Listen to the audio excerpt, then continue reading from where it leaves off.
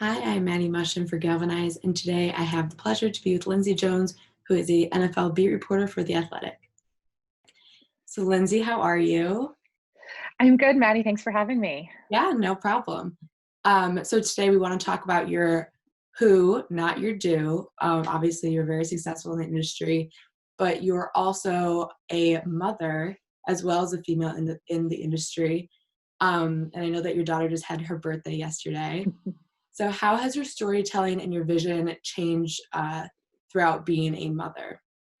Yeah, I still think I approach my job the same way. I think I've always tried to look at my job as an NFL reporter and writer as wanting to look at the people more so than just the game. I think one of the things that I've always loved most about this job is getting to introduce fans to the guys behind the helmet, to the people working behind the scenes, to who they are. And I think one of the things that drives me crazy the most about kind of football fandom is how often people just look past who the individuals are and they care only about their stats or what they mean for their fantasy team or just loving the team or not.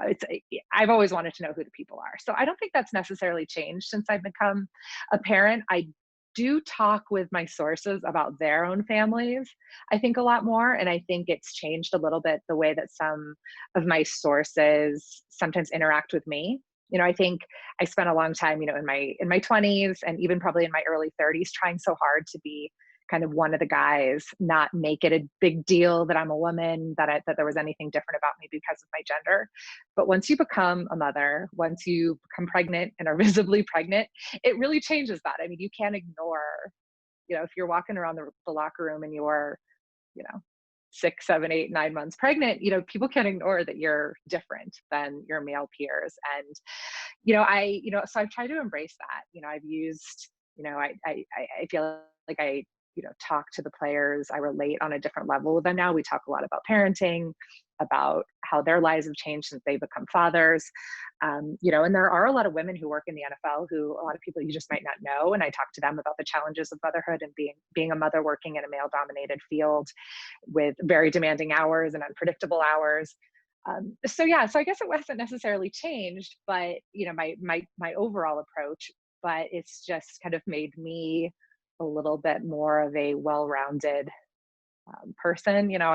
She's obviously, my daughter is 100% my priority now with everything that we do. I consider job moves, I consider um, assignments that I take or can't take or deadlines, more based around our family structure and our family schedule than I used to before I had her.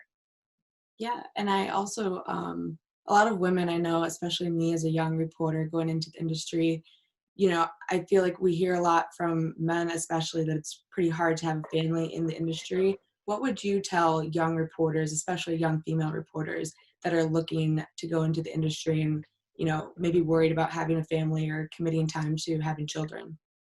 Yeah, I mean, and that's a real concern. And I definitely had those same questions. And, I got my first sports reporting job. I was, I guess, 23, 24. I started out as a news reporter. So I had a little bit more of a set schedule, but I was 22 and single and, um, so I didn't necessarily think about that. But then once I got my first sports reporting job, I guess I was 24 and, just was so focused on my kind of newspaper job and my journalism career and, really wanting to just work so hard at that. But I also knew that I really did want a family. I wanted to be a mother.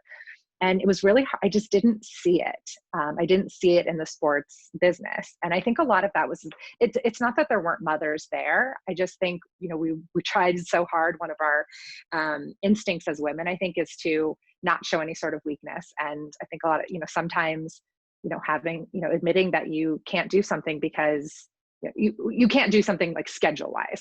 Not that you can't physically do it, but you can't do it maybe scheduling wise because of your family commitments. That can be seen as weakness and something that could be held against you when you're competing for a job and going up against, mostly men who might not have those same sort of challenges or family concerns that you have. So it was something that I didn't know that I could do it basically until I did it. And so that's what, I want young women to know that it's not mutually exclusive. Like, you don't have to pick between a job, or pick between wanting to, advance in a career in sports media and having a family. And I love that there are women now across the industry who are, being really upfront and honest and open about what this journey is like. And that's women who are working in TV, who kind of document what that journey is like, whether it's Sam Ponder, who, obviously brought her oldest daughter along with her on her travels for College Game Day, several years ago. Jamie Erdahl, who works for CBS, I've known her since she was in college, and it's been really awesome to watch her become a mother. And, she and I exchange a lot of messages about what it's like trying to, pump in press boxes and media rooms and on the road. And, and I worked in newspapers when my daughter was little. So it was a little bit different, the budgets and the assistants and stuff that maybe you have as a newspaper reporter. But I guess I just want, young women to know that you can do both. You're not going to have to choose. It's not going to be easy at all. Your mom life is not going to look like the mom life that a lot of your friends have. Your maternity leave might look different. Your travel schedule will probably look different. What it's like, pumping and breastfeeding, that's going to look a lot different. But you can definitely do it. And then this series is Who Not Do. And so far we've talked about one of your major who's as a mother and also as a reporter. If somebody were to ask you who you are, but you can't mention being a reporter or a mother, how would you go about, saying who you are or who you see yourself? Yeah, that's hard because those are probably the two biggest pieces of my identity. And then obviously, I'm a wife as well. That kind of goes into the whole family part. But yeah, I guess when I'm not parenting and when I'm not chasing NFL news and trying to write NFL features, I hope that I'm a good friend. I love running. I've done 3 marathons, 2 before I had a baby, 1 since, once, I guess, postpartum. She was about 2 years old. I'm out of running shape right now, but very much looking forward to, setting some of those goals post-COVID and figuring out what that sort of plan might look like. So yeah, I guess those are kind of the things that I love to do outside of this, but it is so hard to separate those sorts of things. I think I've done an okay job of figuring out, I don't think we can ever, there's never like true work-life balance in this business. That's just the nature of this 24/7 business. But especially in the last 4 years since I became a mother, I think I've done a better job of separating at least out my family life.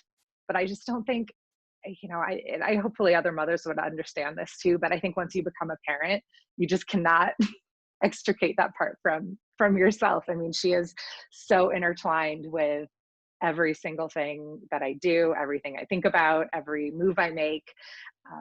And I'm okay with that. I think, I'm figuring out the things that I do love to do, I guess away from her. I like to go on, theoretically pre-COVID, traveling and and that sort of stuff. But yeah, I guess that's who I am aside from momming and work and mom life. So cool. So our time is up. I want to keep it short, be respectful of your time. Hopefully we can continue talking in the future. Thank you so much for taking time out of your schedule to be part of our series. It has been so wonderful talking to you too. Thank you so much, Maddie, for having me.